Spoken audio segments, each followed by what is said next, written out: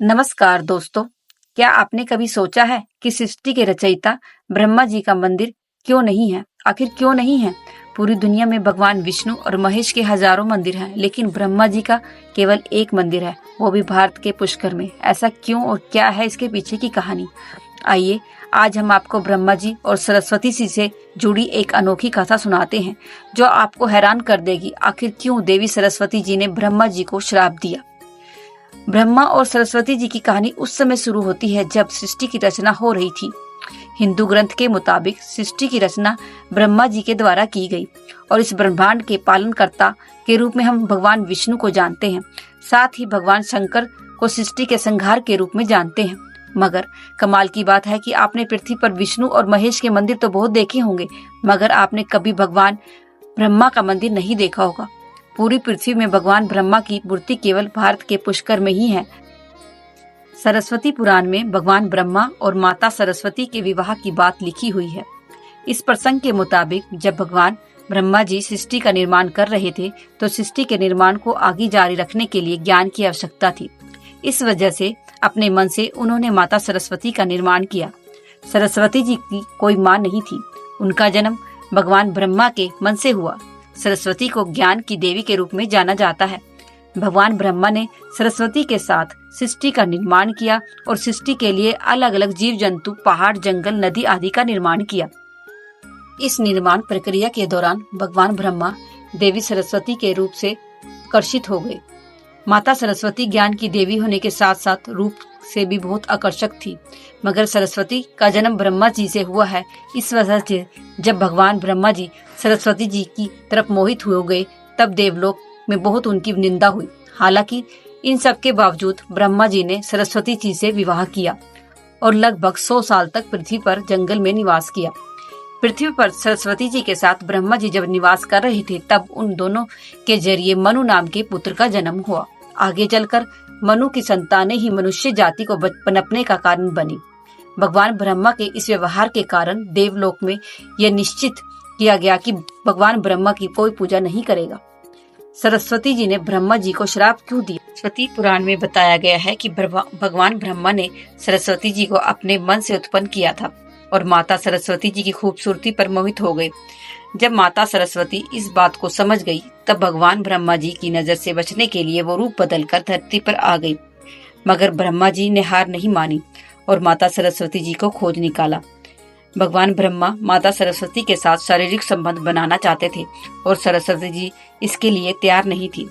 सरस्वती जी ने ब्रह्मा को श्राप दिया था कि धरती का निर्माण करने के बावजूद धरती पर आपकी कभी पूजा नहीं होगी।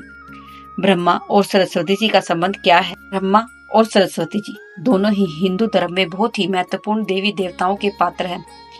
इनसे जुड़ी किसी भी जानकारी पर भरोसा करने से पहले आपको वेद पुराण पढ़ना चाहिए। सबसे पहले बता दूं कि हिंदू धर्म की सारी जानकारी वेद में दी गई है। धर्म वेद से शुरू होता है। इसके साथ ही वेद में इस तरह की किसी भी देवी देवताओं का वर्णन नहीं है। हम जितने भी देवी देवताओं के बारे में जानते हैं, उन्हें केवल पुराणों में लिखा गया है।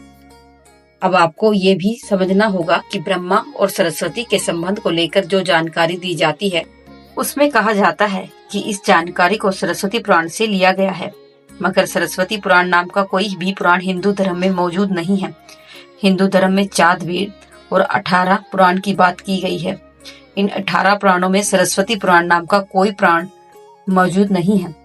कुछ बड़े पुराण को उप पुराण में विभाजित भी किया गया है, मगर उप पुराण में भी सरस्वती पुराण नाम से किसी भी पुराण का जिक्र नहीं है। कुछ जगहों पर मत्स्य पुराण की बात की जाती है, मगर इस पुराण में भी आपको सरस्वती जी और ब्रह्मा जी के विवाह जैसी कोई जानकारी नहीं मिलेगी। ऐसे में सवाल उठता है कि ब्रह्मा जी और सरस्वती जी के बीच कौन सा संबंध है? इसके लिए आपको समझना होगा कि ब्रह्मा ने सृष्टि का निर्माण किया, अर्थात जब ब्रह्मा जी सृष्टि की रचना करने बैठे तो विष्णु और महेश के अलावा इस दुनिया में कुछ भी और मौजूद नहीं था। ऐसे में अगर उन्हें सृष्टि को आगे चलाने के लिए किसी भी स्त्री पुरुष की आवश्यकता होती, तो उन्हें अपने मन से ही रचना करनी होगी। इसी वजह से भगवान ब्रह्मा ने माता सरस्वती, नारद, मनु, जामवंत, सनक, सनंदन, सनातन, सनत कुमार, अत्वी को जन्म अपने मन से किया। पृथ्वी को आगे संचालित करने के लिए धरती पर भेजा। इस धरती पर ज्ञान के संतुलन को बनाए रखने के लिए उन्होंने माता सरस्वती को अपने साथ रखा। साथ रहने वाली स्त्री को पत्नी का दर्जा दिया जाता है। सरस्वती जी ब्रह्मा जी की बेटी है या पत्नी? अगर ब्रह्मांड में मौजूद हर चीज की रचना भगवान ब्रह्मा ने की है, तो बेटी हो या पत्नी, दोनों की रचना ब्रह्मा जी के द्वारा ही संभव थी।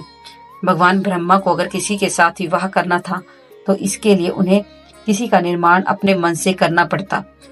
उनके मन में उत्पन्न होने के कारण उनका रिश्ता बेटी की तरह ही लगाया जाता है। हालांकि सृष्टि का निर्माण होने के बाद अलग अलग घटनाओं के कारण ब्रह्मा जी का विवाह 5 बार हुआ था। इस वजह से उन्हें कुल 5 स्त्रियां थी, जिनमें सरस्वती, सावित्री, गायत्री, शारदा, मेधा थी। ब्रह्मा जी की पूजा क्यों नहीं होती? इस पृथ्वी पर आपने अक्सर भगवान विष्णु और भगवान शंकर के मंदिर तो देखे होंगे। आपने कभी भी भगवान ब्रह्मा के मंदिर को नहीं देखा होगा। आपको बता दें कि राजस्थान के पुष्कर में भगवान ब्रह्मा जी का एक ही मंदिर है। वह मंदिर 3 झीलों से घिरा हुआ है। प्रचलित कथा के मुताबिक सृष्टि का निर्माण करने के बाद वज्रनाश नाम के एक राक्षस ने धरती पर खूब उत्पात मचाया। जब इस राक्षस ने भगवान ब्रह्मा जी के साथ दुर्व्यवहार शुरू कर दिया, तब ब्रह्मा जी ने वज्रनाश का वध कर दिया। इस दौरान उनके कमल से 3 टुकड़े धरती पर जाकर गिरे, जिससे बड़े बड़े झील बन गए।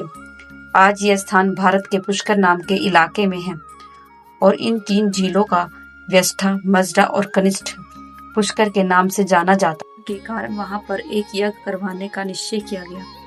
इस यज्ञ में साक्षात भगवान ब्रह्मा बैठने आए थे, मगर पूजा पाठ एवं यज्ञ के लिए पति पत्नी एक साथ बैठना होता है। उस समय भगवान ब्रह्मा की पत्नी सावित्री थी, मगर उन्हें आने में काफी विलंब हो रहा था। बहुत देर इंतजार करने के बाद पूजा का मुहूर्त खत्म होने से बचाने के लिए भगवान विष्णु ने एक सुझाव रखा कि ब्रह्मा जी की शादी इसी पूजा के दौरान कर दी जाए।